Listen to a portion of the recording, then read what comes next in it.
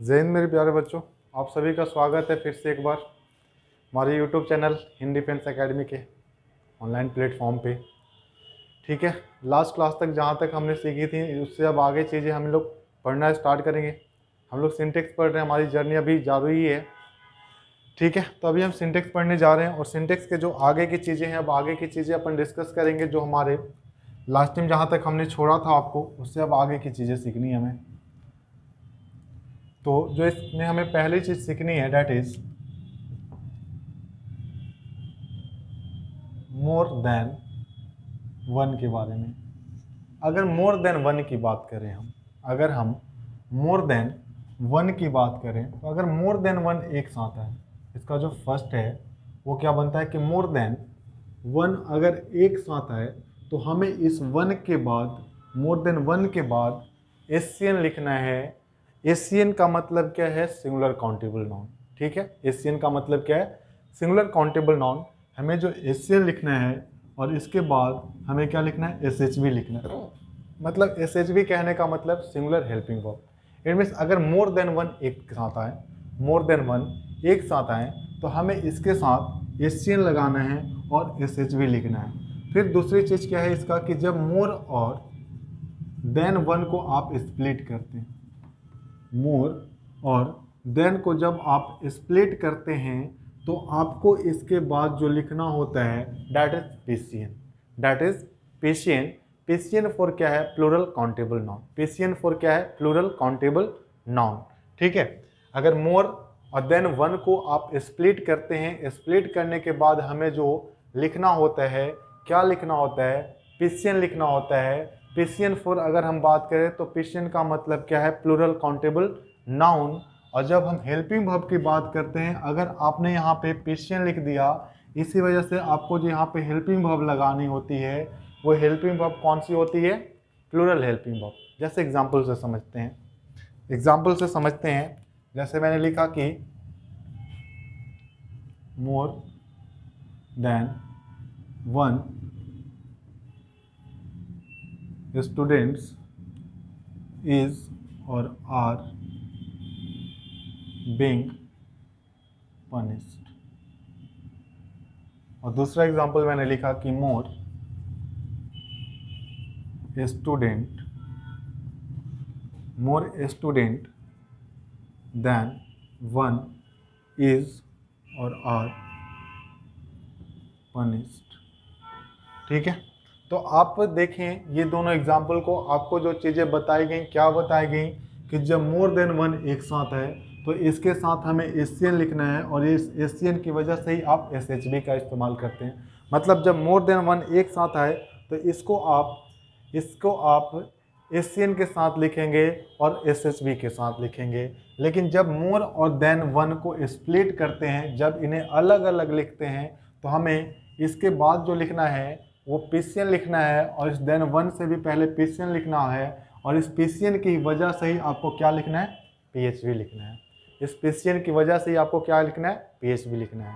आप इस दोनों एग्जाम्पल को देखें और दोनों एग्जाम्पल्स को आप सॉल्व करने की कोशिश करें तो आप पाएंगे कि फर्स्ट जो वाला जो एग्जाम्पल लिखा हुआ है, क्या लिखा हुआ? मोर देन वन। अगर ये मोर देन वन लिखा हुआ है एक साथ, it means more than one के बाद हम जो लिखते हैं वो क्या लिखते हैं? एशियन लिखते हैं। जो कि आप यहाँ पे देख पा रहे हो कि मैंने क्या लिखा है? पेशियन लिखा है। तो ये सरासर गलत है। हमें यहाँ पे क्या करना होगा? इस को हटाना होगा और क्या करना होगा? स्टूडेंट। सबसे पहली गलती। फिर जब आगे बढ़ते हैं, अब हमारे यहाँ तक बिल्कुल सेंटेंस सही हो चुका है कि मोर देन वन स्टूडेंट। ठीक है, जब आप आगे मूव करते हैं तो आगे जब आप देखते हैं तो आगे आपको क्या लगाना होता है? सिंगुलर हेल्पिंग वर्ब, क्योंकि आपने यहाँ पे सिंगुलर नाउन इस्तेमाल किया है।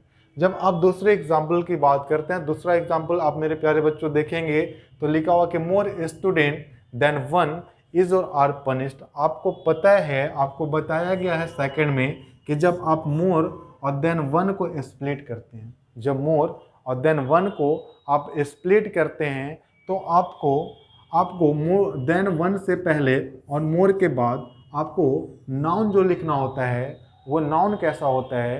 तो वो नाउन पेशियन होता है। वो नाउन कैसा होता है? वो नाउन पेशियन होता है। तो सबसे पहली गलती यहाँ क्या है कि ये जो स्टूडेंट लिखा हुआ है आपको यहाँ पे क्या लिखना पड़ेगा, स्टूडेंट्स। आपसे ऐसे भी एरर पूछे जाते हैं, आप प्रीवियस ईयर क्वेश्चंस देखेंगे आपको ये सारे क्वेश्चंस मिल जाएंगे, ठीक है। तो आप देख पा रहे हो कि मोर स्टूडेंट्स देन वन, उसके बाद इज आएगा या आर आएगा, तो आपको पता है कि यहाँ पे क्या लगाना, आपको आर लगाना है। आप बताएं आपको ये समझ में आया है? आप एक बार देखें, एक बार खुद से पढ़ें और पढ़ने के बाद इसका आप स्क्रीनशॉट लें ताकि मैं आगे मूव कर पाऊँ। जल्दी से आप करें।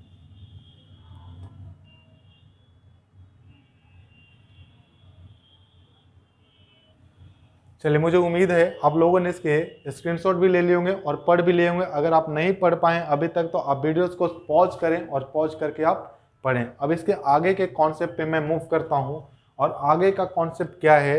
आगे का कॉन्सेप्ट ये है, चलो इसे रफ करके लिखते हैं।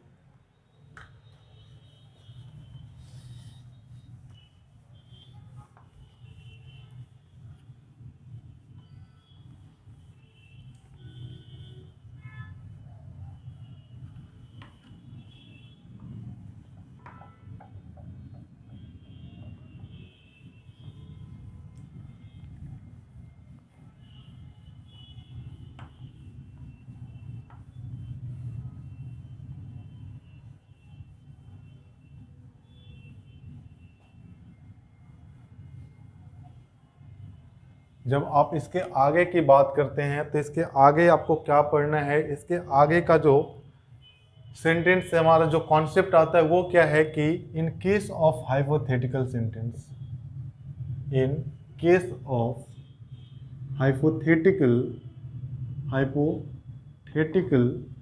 सेंटेंस। हाइपोथेटिकल सेंटेंस क्या होते हैं? तो इमेजिनरी सेंटेंस होता है। हाइपोथेटिकल आप किसे कहते हैं? इमेजिनरी को। जैसे आप कहते हो काश मैं एक पक्षी होता, तो आप चाह करके भी पक्षी नहीं बन सकते।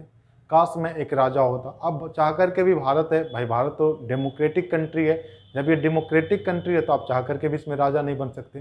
तो वैसे सेंटेंस जिसमें आप चाह करके भी वो चीज़ें नहीं कर पाओ उसे आप क्या कहोगे? हाइपोथेटिकल सेंटेंस कहते हो। और हाइपोथेटिकल सेंटेंस कहता है कि in case of hypothetical sentence we use were in place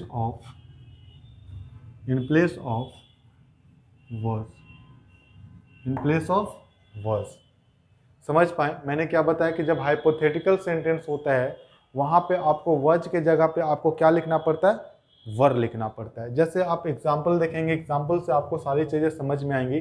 जैसे मैं एग्जाम्पल लिखता हूं कि if I was a king, if I was a king, I would rule over the world। फिर मैं सेकंड कहता हूं कि ओ डैट काश शी was alive। नेक्स्ट आप कह सकते हो कि इफ, या फिर आप लिख सकते हो कि सी बिहेव्स मी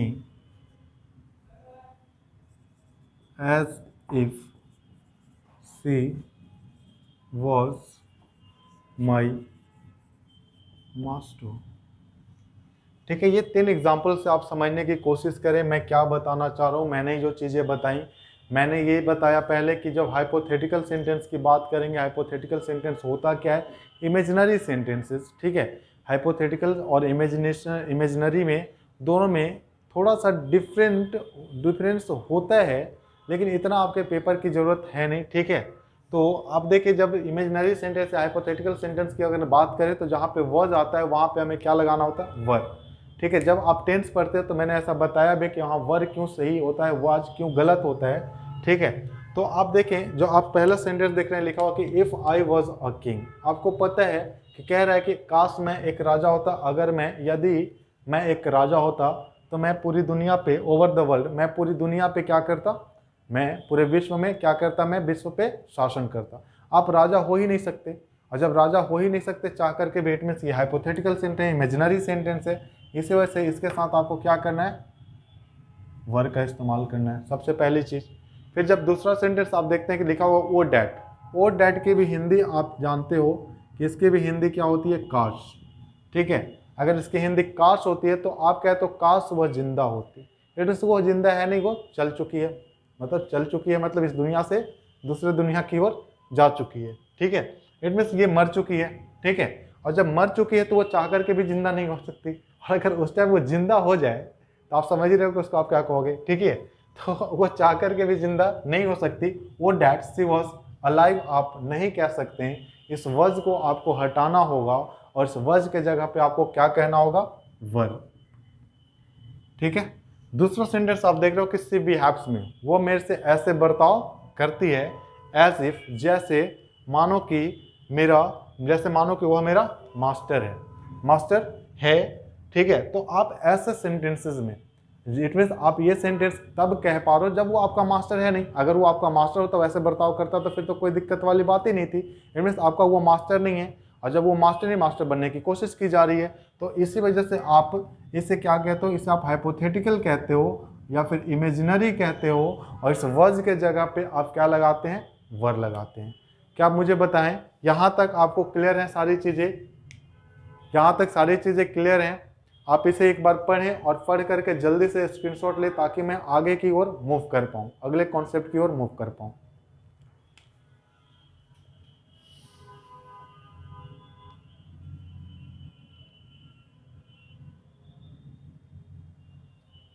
चलिए, मुझे उम्मीद है कि आप लोगों ने इसके पढ़ भी लिए होंगे और स्क्रीनशॉट भी लिए होंगे। अगर आप नहीं पढ़ पाए हैं तो आप वीडियोज़ को रोकें, रोक करके आप पढ़ें।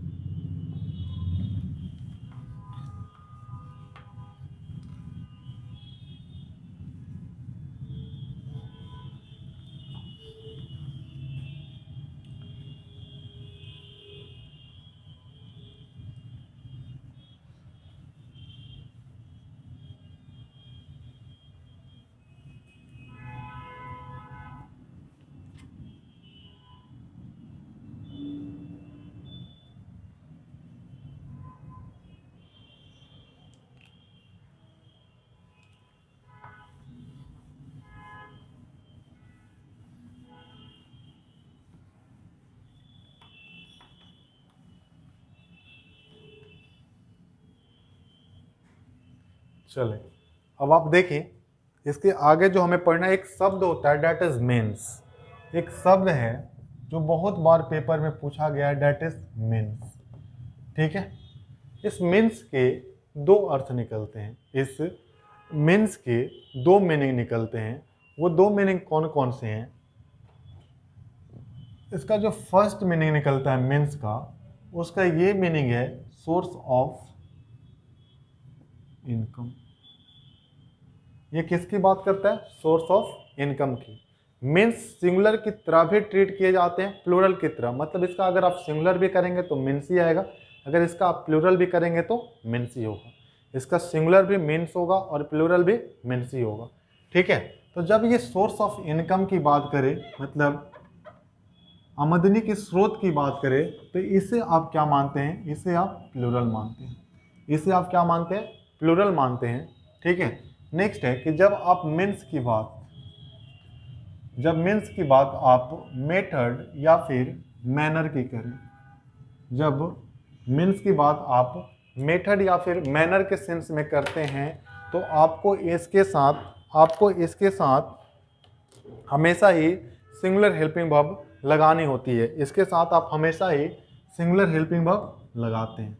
बताएं, यहाँ तक आपको क्लियर है? मैंने क्या बताया कि मीन्स के दो मीनिंग निकलते हैं, मीन्स के दो मीनिंग निकलते हैं। पहला क्या है? Source of income.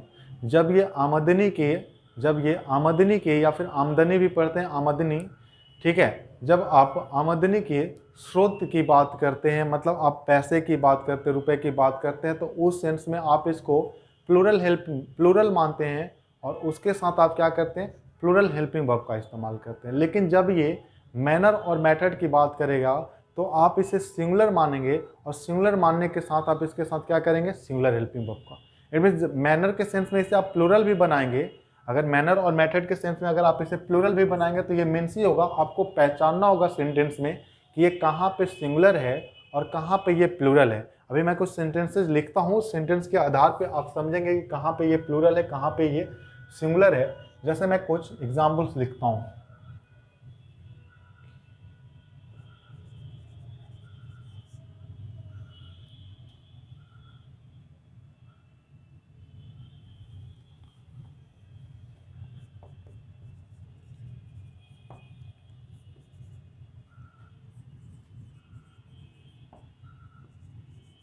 I wanted to present Mr. Shyam with a Honda Accord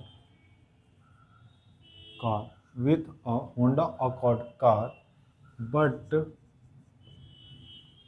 my means is or are limited। आप इसमें देखें और पढ़ें कहाँ पे ये पैसे की बात कर रहा है, कहाँ पे ये मेथड की बात कर रहा है, और मुझे आप बताएंगे। ठीक है, तो आप सेकंड एग्जांपल लिखें इसका कि मैनी मीन्स हैज़ और have been tried to save your wife. फिर आप लिखें कि all the means you are talking about is or are not, all the means you are talking about is or are not fair। ठीक है, आप देखें और देख करके आप मुझे बताएं कि ये जो एग्जाम्पल्स लिखे गए हैं कहाँ पे इज आएगा, या फिर कहाँ पे ये सिंगुलर है, मीन्स कहाँ पे प्लूरल आएगा, कहाँ पे कैसे आना चाहिए, ये सारी चीज़ें आप मुझे बताएं ताकि मैं फिर आगे आपको समझा सकूं। आपको क्या बताएगा कि मीन्स का दो मतलब निकलता है। आपने समझा कि मीन्स का दो मतलब निकलता है। पहला मीन्स का मतलब है कि सोर्स ऑफ इनकम। भाई अगर ये सोर्स ऑफ इनकम की बात करेगा तो इसे आप प्लूरल मानेंगे, लेकिन जब ये मीन्स मैनर और मेथड की बात करेगा, इट मीन्स जब ये मैनर और मेथड की बात करेगा तो ये सिंगुलर और प्लूरल की तरह भी ट्रीट होते हैं। इससे अगर आपने सिंगुलर पहचाना कि सिंगुलर है तो आप इसके साथ एस भी लगाएंगे। अगर ये मैनर और मेथड में अगर ये प्लूरल है तो आप इसके साथ पीएच भी लगाएंगे। ठीक है, चलिए मैं उम्मीद करता हूँ कि ये सारी चीज़ें आप समझे हैं। अब मैं इसके एग्जांपल्स को सॉर्ट आउट करता हूँ। तो आप देख पा रहे लिखा हो कि I wanted to present mister Shyam with a Honda Accord car but my means is और आर लिमिटेड। कह रहा है कि मैं चाहता था कि मिस्टर श्याम को एक होंडा अकॉर्ड कार दूँ। होंडा अकॉर्ड कार काफ़ी महंगी आती है। ठीक है, मैं चाहता था कि मिस्टर श्याम को एक होंडा अकॉर्ड कार दूं, लेकिन मेरे जो सोर्स ऑफ इनकम हैं या फिर मेथड या मैनर हैं जो लिमिटेड हैं। तो आप कहोगे source of income. Source of income की अगर पहले वाले सेंटेंस में बात हो रही है भाई, अगर सोर्स ऑफ इनकम की पहले वाले सेंटेंस में बात हो रही है तो आपको पता है कि सोर्स ऑफ इनकम के साथ आपको क्या लगाना है, प्लूरल लगाना है। इसी वजह से आप क्या करेंगे, आर करेंगे। ठीक है, जब सेकंड की बात करें तो मैनी अ मीन्स हैज़ और have been tried to save your wife. Many a means has और have been tried to save your wife. आपको पता है कि जब मैंने आपको मैनी के केसेस कराए थे तो उस टाइम मैंने बताया था कि मैनी के बाद ए और एन आए और इसके बाद आप जो लिखते हो वो एसियन होता है। तो आप देख पा रहे हो कि मैनी के बाद ए आया है और ये जो मीन्स लिखा हुआ है इट मीन्स ये एसियन है, ये एसियन है। आप ये भी कहना चाहो कि many a means have been tried to save your wife. बहुत सारे तरीके क्या किए गए, कोशिश की गई तुम्हारी पत्नी को बचाने के लिए, ये कहना चाह रहे हो। अगर आप तो ये कहना चाह रहे हो तो आपको पता है कि मैनी ए के बाद आप क्या इस्तेमाल करते हो, एसियन इस्तेमाल करते हो। अगर आप मैनी ए के बाद एशियन लिखते हो तो एशियन की वजह से ही आप क्या करोगे, हैज करोगे।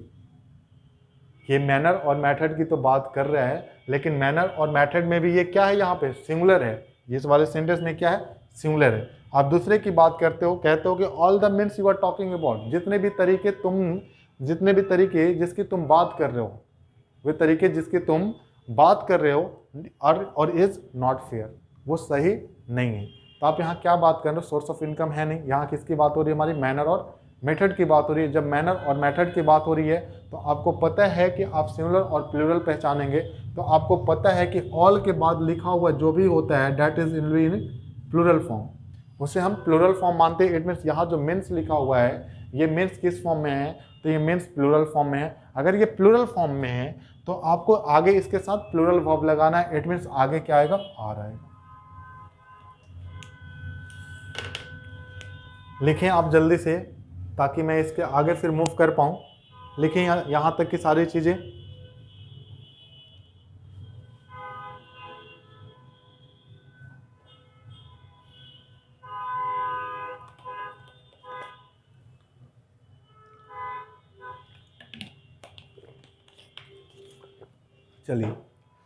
चलिए मैं उम्मीद करता हूं कि आप लोगों ने लिख लिए होंगे सारी चीजें,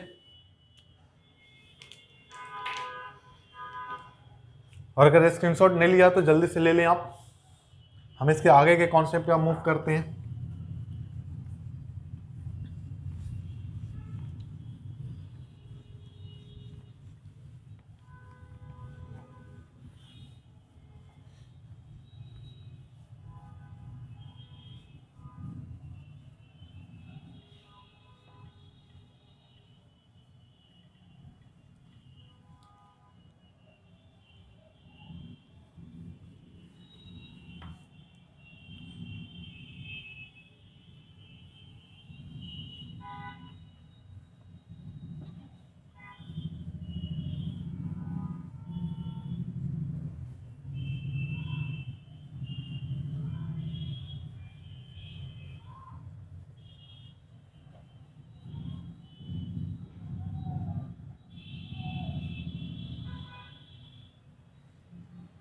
ओके, सो अब हमारा नेक्स्ट कॉन्सेप्ट है that is will be about much.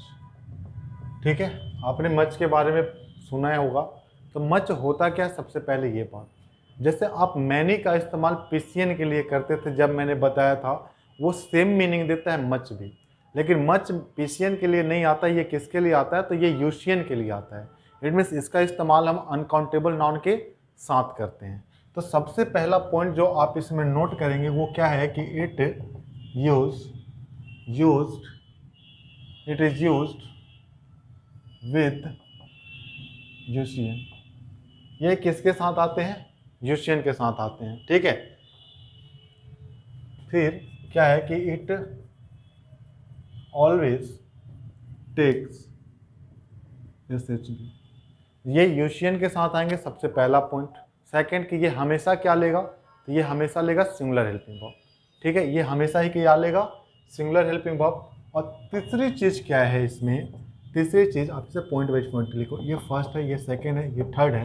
तो थर्ड क्या है कि अगर ये सेंटेंस मच से स्टार्ट हो, ठीक है, अगर सेंटेंस मच से स्टार्ट हो और इसके बाद आपको जो नाउन लगाना है वो नाउन हमेशा ही यूशियन होता है, और आपको पता है कि यूशियन को आप क्या मानते हैं, यूशियन को आप सिंगुलर काउंटेबल नाउन मानते हैं, मतलब से सिंगुलर मानते हैं।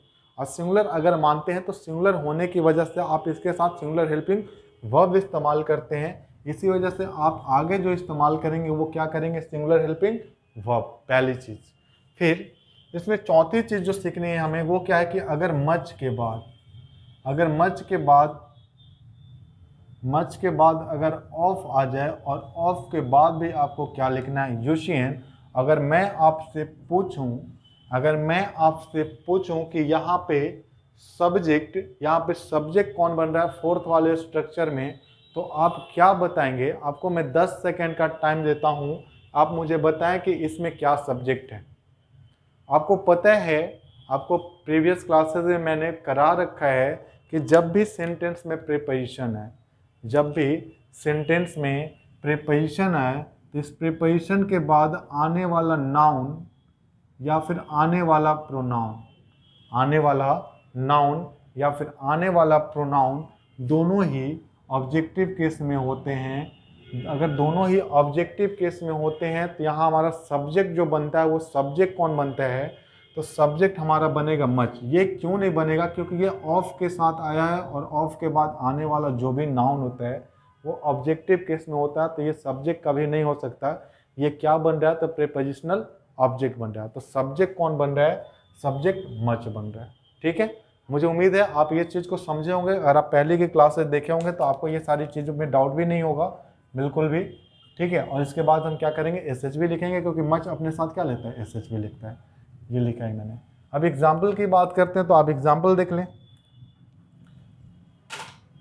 अगर आप एग्जाम्पल की बात करते हैं तो आप देखें एग्जाम्पल, जैसे मैं लिखता हूँ, पहला एग्जाम्पल है कि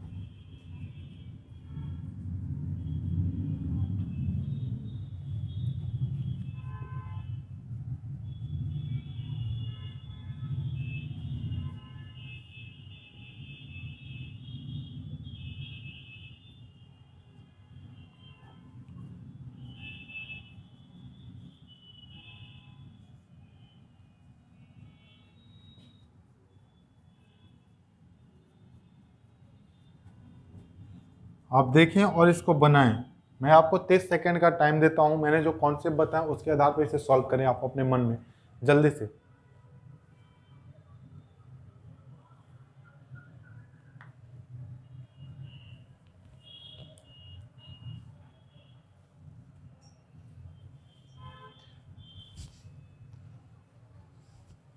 चलिए देखिए, अब आपको क्या बताएगा कि इट के साथ सबसे पहली चीज़ जो हमें नाउन इस्तेमाल करनी है, वो नाउन कैसा होना चाहिए, वो नाउन होना चाहिए हमारा अनकाउंटेबल। फिर दूसरी चीज़ कि इसके साथ हमें जो वर्ब इस्तेमाल करनी है वो वर्ब कैसी होनी चाहिए, वो वर्ब होनी चाहिए सिंगुलर हेल्पिंग वर्ब। तीसरी चीज़ कि मच के बाद कभी भी आएगा तो यूशियन आएगा, मच के बाद कभी भी आएगा यूशियन आएगा, और इसके आधार पे आप जो हेल्पिंग वर्ब लगाएंगे वो क्या लगाएंगे, सिंगुलर हेल्पिंग वर्ब। फिर चौथी चीज़ कि मच ऑफ भी आ जाए तो मच के साथ तो आपको पता ही है कि यूशियन लिखना है, लेकिन सब्जेक्ट हमारा ये यूशियन नहीं बनेगा। क्यों नहीं बनेगा, क्योंकि प्रीपोजिशन के बाद लिखा हुआ शब्द जो होता है नाउन या फिर प्रोनाउन होता है वो ऑब्जेक्टिव केस में होता है। तो यहाँ पे भी जो सब्जेक्ट बन रहा है, सब्जेक्ट कौन बन रहा है, तो सब्जेक्ट हमारा मच बन रहा है। और अगर सब्जेक्ट मच बन रहा है तो मच के अनुसार ही आप क्या लगाएंगे, सिंगुलर हेल्पिंग वर्ब लगाएंगे। मच के अनुसार ही आप क्या लगाएंगे, सिंगुलर हेल्पिंग वर्ब लगाएंगे। तो अब देखें, आप देख पा रहे हो कि मच इन्फॉर्मेशन इज और आर यूजफुल। ठीक है, तो आप देख पा रहे हो कि मच इन्फॉर्मेशन, ये इन्फॉर्मेशन जो शब्द लिखा हुआ है क्या ये यूशियन है, तो आप कहोगे बिल्कुल ये यूशियन है। अगर आपको नहीं याद हो तो जब मैंने बेसिक आपको कराया था उस टाइम मैंने बताया था कि क्या कैसे हम काउंटेबल और अनकाउंटेबल को डिस्टिंग्विश करते हैं, कैसे डिफ्रेंशिएट करते हैं, कैसे हम रिकॉग्नाइज करते हैं, क्या उसके लिए सफिक्स होने चाहिए, ये सारी चीज़ें मैंने बताई हैं। ठीक है, तो आप देखेंगे कि मच के ये यूशियन से पहले मच आया, बिल्कुल हम यूशियन से पहले मच लगा सकते हैं, ये हमें अधिकार है। लेकिन जब हमें वर्ब की बात करनी होती है तो आप वर्ब इज लगाएंगे या फिर आर लगाएंगे, तो हमें क्या लगाना है, SHV लगाना है। इसी वजह से हम क्या लिखेंगे, इज। नेक्स्ट है कि मच मनी वॉज और वर स्पेंट ऑन दिस प्रोजेक्ट। ठीक है, आप अगर बात करते हैं मनी की भी, तो मनी भी आपको बताया गया है कि ये भी क्या है, अनकाउंटेबल नाउन, और ये क्या है, मच है। इससे हमें कोई दिक्कत ही नहीं है, जो फर्स्ट वाला कॉन्सेप्ट था वही इसमें भी लग रहा है। जब सेकंड की बात करते हैं तो आपको पता है कि मच ऑफ द फर्नीचर, अगर मैं फर्नीचर की भी बात करता हूँ तो फर्नीचर भी कैसा नाउन है, तो फर्नीचर आपका होगा बिल्कुल अनकाउंटेबल नाउन है। लेकिन अगर मैं पूछूँ थर्ड वाले सेंटेंस में कि क्या मुझे आप बता सकते हो कि सब्जेक्ट कौन बन रहा है, तो आप बिल्कुल कहोगे कि सर ये फर्नीचर सब्जेक्ट बिल्कुल नहीं बन रहा, हमारा सब्जेक्ट जो बन रहा है वो सब्जेक्ट कौन सा बन रहा है, मच बन रहा है। अगर सब्जेक्ट मच बन रहा है तो मच के अनुसार, अगर सब्जेक्ट अपन मच को बना रहे हो तो मच के अनुसार हमें क्या लगाना हमेशा है, सिंगुलर हेल्पिंग वर्ब। आप क्या लगाएंगे, सिंगुलर हेल्पिंग वर्ब। लेकिन जो फोर्थ एग्जाम्पल लिखा हुआ है, जो फोर्थ एग्जाम्पल लिखा हुआ है, आपसे ऐसे भी पेपर में पूछे जा सकते हैं, अभी तक ऐसे आए नहीं है लेकिन उम्मीद है ऐसे क्वेश्चंस आ सकते हैं। तो आपको इसमें क्या करना है, आप देख पा रहे हो कि यहाँ मच तो मैंने लिखा है, लेकिन ये जो मैंने भाई साहब लिखा है ये क्या है, हमारा पिशियन है। अभी तक आप हर जगह क्या लगाते आ रहे थे, यूशियन लगाते आ रहे थे, लेकिन जैसे आपने फोर्थ में देखा, फोर्थ में आपने क्या लिखा है, पिशियन लिखा है। अगर आपने पिशियन लिखा है तो ये तो पिशियन के साथ लागू नहीं होता, क्योंकि मच का इस्तेमाल ही हम किसके साथ करते हैं, यूशियन के साथ। अब और आपने मच का प्रयोग किया किसके साथ, पिशियन के साथ। तो मैंने ये जैसे कॉन्सेप्ट आपको मच का समझाना स्टार्ट करा था, उस टाइम मैंने एक चीज़ बताई थी आपको कि मैनी का प्रयोग आप किसके लिए करते हैं, पिशियन के लिए। मैनी का प्रयोग आप किसके लिए करते हैं, पिशियन के लिए करते हैं। तो आपको पता है कि ये पिशियन है, तो पिशियन के लिए हम मच का इस्तेमाल नहीं करेंगे, हम किसका करेंगे, मैनी का। और आपको अगर याद हो मैनी का स्ट्रक्चर, तो आपको बताया गया था कि many plus physician plus PHV, it means वहाँ पे क्या आना चाहिए, आर आना चाहिए। ठीक है, तो आप यहाँ तक इन सारी चीज़ों को देखें और देख करके समझें, इंटरप्रेट करें, फिर मैं इससे आगे की बात आपको बताता हूँ। लिखें जल्दी से आप।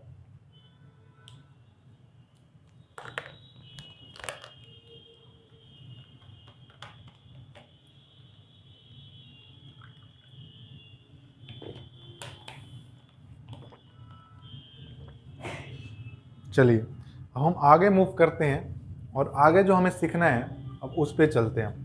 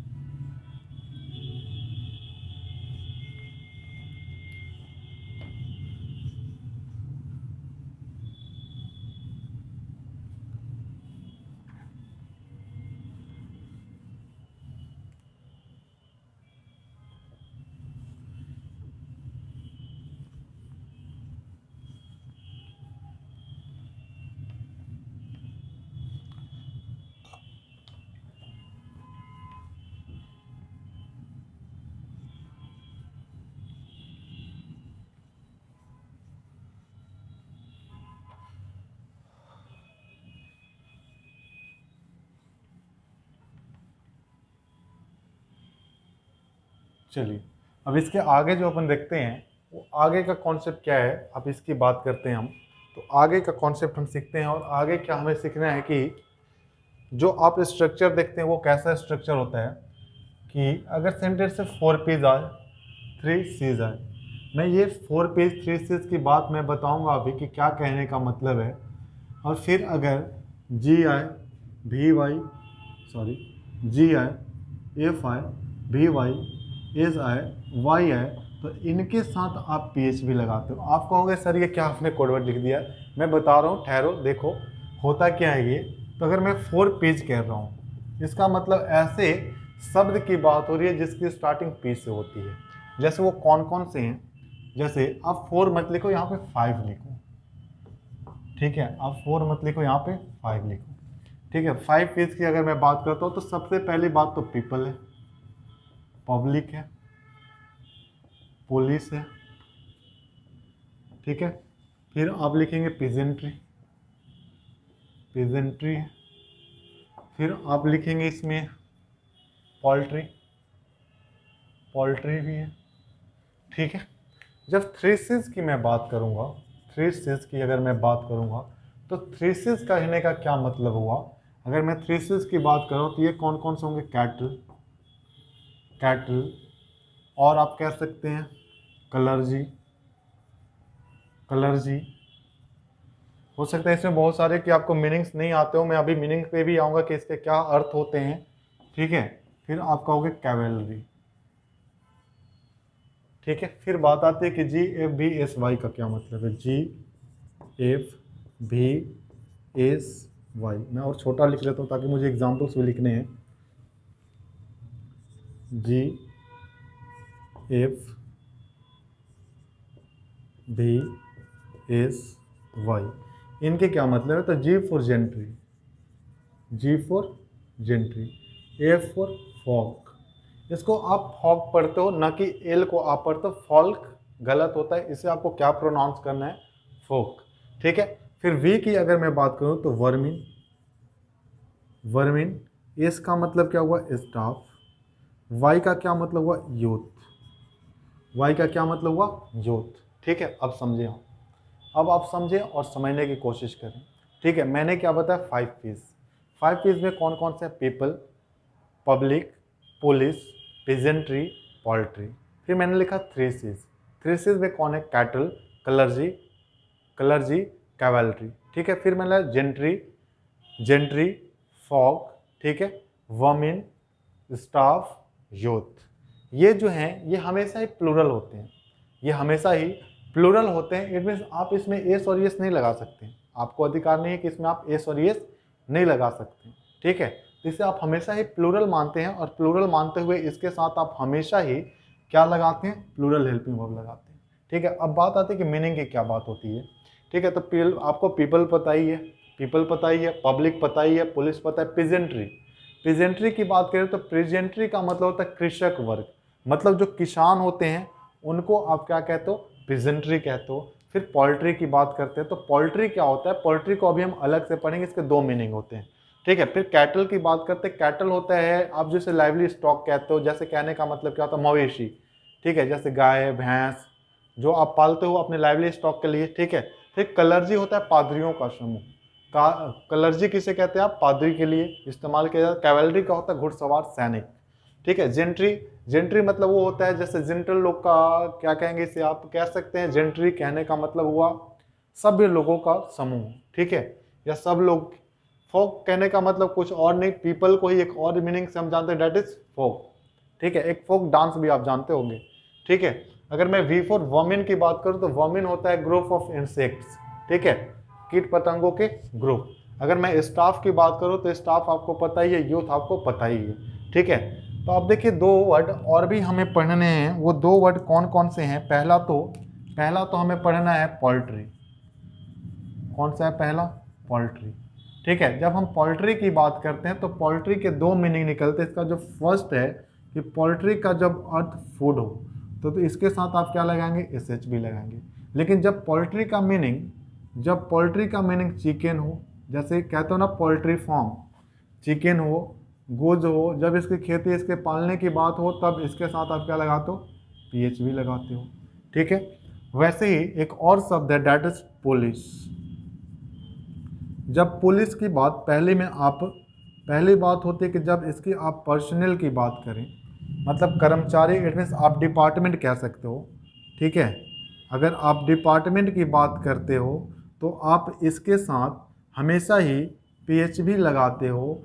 फिर इसका जो सेकेंड है कि अगर पुलिस के बाद कोई एक नाउन आ जाए, पुलिस के बाद अगर कोई एक नाउन आ जाए तो आप यहाँ पे जो हेल्पिंग वर्ब लगाते हैं, मैं क्या बता रहा हूँ कि जब पुलिस के बाद कोई एक नाउन आ जाए तो वहाँ पे जो आप हेल्पिंग वर्ब लगाते हैं वो ये नाउन डिसाइड करता है, ये नाउन डिसाइड करेगा। अगर ये सिंगुलर हुआ, अगर ये नाउन सिंगुलर हुआ तो यहाँ SHP, अगर ये नाउन प्लूरल हुआ, तो यहाँ आप क्या करोगे, PHP।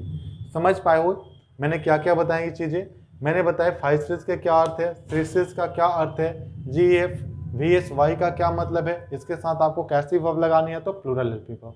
फिर अलग से हमने पोल्ट्री की बात की कि पोल्ट्री के 2 मतलब निकलते हैं। पहला फूड, अगर इसका मतलब फूड निकल रहा है, तो इसके साथ आपको क्या इस्तेमाल करना है, सिंगुलर हेल्पिंग वर्ब। अगर इसका मतलब फूड निकल रहा है तो इसके साथ आपको क्या इस्तेमाल करना है, सिंगुलर हेल्पिंग वर्ब। और अगर इसका मतलब चिकन, गोज, डक, ये सारी चीज़ अगर पालने के सेंस में आ रहा है तो इसके साथ आप क्या करोगे, प्लूरल हेल्पिंग वर्ब। नेक्स्ट है कि जब पुलिस की बात पर्सनल कहने का मतलब कर्मचारी के सेंस में हो तो आप इसके साथ, या फिर डिपार्टमेंट की बात हो तो आप इसके साथ प्लूरल हेल्पिंग वर्ब लगाएंगे। लेकिन पुलिस के बाद अगर नाउन आ जाए, तो अगर ये नाउन डिसाइड करेगा कि कैसा, अगर ये नाउन प्लूरल हुआ तो प्लूरल हेल्पिंग वर्ब, अगर ये नाउन सिंगुलर हुआ तो सिंगुलर हेल्पिंग वर्ब। आइए अब कुछ एग्जांपल्स लेते हैं और एग्जांपल्स के थ्रू समझने की कोशिश करते हैं।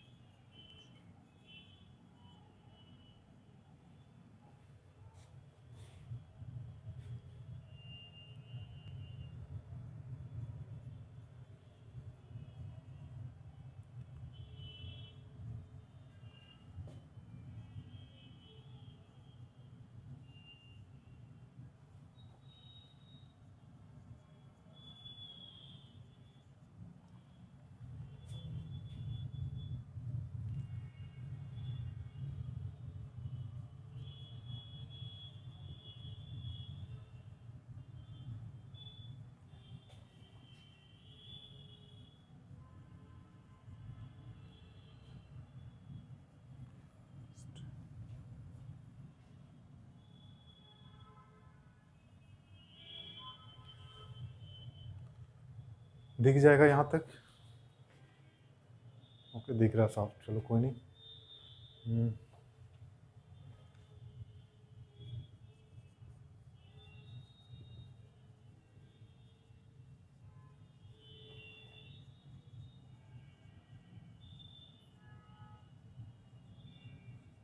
सस्पेंडेड। और सेवंथ है कि 3 पुलिस मैन इज और आर सस्पेंडेड। ठीक है, ये आप एग्जाम्पल, मैंने 7 एग्जाम्पल्स लिखे हैं, वो 7 एग्जाम्पल्स को आप देखें और सॉल्व करने की कोशिश करें। पहला मैंने लिखा कि पीपल ऑफ इंडिया इज और आर लेबोरियस। ठीक है, फिर सेकंड मैंने लिखा कि vermin does much harm to crops, third है the gentry of Udaipur wants to kill you, the cattles is और are grazing in the field, the police has और have arrested the thief, the policeman was और were suspended, 3 policeman is और are suspended. चलिए solve करते हैं। तो आपको पता है कि अगर मैं पीपल की बात करूँ तो पीपल अपने साथ क्या लेता है, तो पीपल अपने साथ प्लूरल लेता है। आपको बताया गया ये 5 इसका क्या मतलब है। तो अगर पीपल आया, सब्जेक्ट कौन बन रहा है, तो सब्जेक्ट इंडिया नहीं बन रहा, सब्जेक्ट कौन बन रहा है, पीपल, क्योंकि इंडिया ऑफ के बाद है। ऑफ एक प्रिपोजिशन और प्रिपोजिशन के बाद आने वाला नाउन या प्रोनाउन क्या होता है। मैं बार बार इस चीज़ को रिपीट कर रहा हूँ, ये आप याद रखना, ये कॉन्सेप्ट बहुत ही इंपॉर्टेंट है। इसके बाद आप क्या लिखते हो, ऑब्जेक्टिव केस।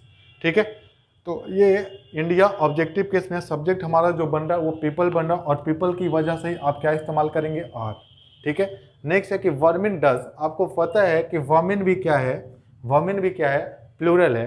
अगर ये प्लूरल है तो प्लूरल के साथ आपको प्लूरल वर्ब लगाना पड़ता है, इस वजह से एस नहीं आएगा। आप क्या लिखोगे, vermin do much harm to crops. Next है कि द जेंट्री की अगर और उदयपुर की बात करें तो आपको पता है कि सब्जेक्ट हमारा उदयपुर कभी नहीं हो सकता। ये ऑब्जेक्टिव केस में सब्जेक्ट हमारा कौन बन रहा है, द जेंट्री। और द जेंट्री जो होता है वो क्या होता है, पीसीएन की तरह ट्रीट होता है, इसी वजह से हमें क्या लगाना, वांट। नेक्स्ट है कि द कैटल्स इज और are grazing in the field. मैंने बताया कि ये सारे, ये जो भी मैंने लिखे हैं ये प्लूरल फॉर्म में इस्तेमाल होते हैं, मतलब ये प्लूरल होते हैं। तो आपको प्लूरल बनाने के लिए फिर से एस और यस लगाने की जरूरत नहीं है। आप कैटल्स नहीं लिखेंगे, आप सिर्फ द कैटल लिखेंगे और द कैटल की वजह से आप क्या लिखेंगे, आर। नेक्स्ट है कि द पुलिस हैज और हैव अरेस्टेड द थीफ। आपको पता है जब बताएगा कि ये डिपार्टमेंट या फिर पर्सनल की बात करे, जब ये डिपार्टमेंट या फिर पर्सनल की बात करता है तो इसे आप क्या मानते हैं, इसे मानते हैं आप प्लूरल, और इसके साथ आप क्या इस्तेमाल करते हैं, तो प्लूरल हेल्पिंग वर्ब इस्तेमाल करते हैं। तो आपको पता है यहाँ पे आपको हैव लगाना है। फिर मैंने बताया कि पुलिस के बाद अगर नाउन आया हो, आप यहाँ पे देख रहे हैं पुलिस और ये क्या लिखा हुआ, नाउन।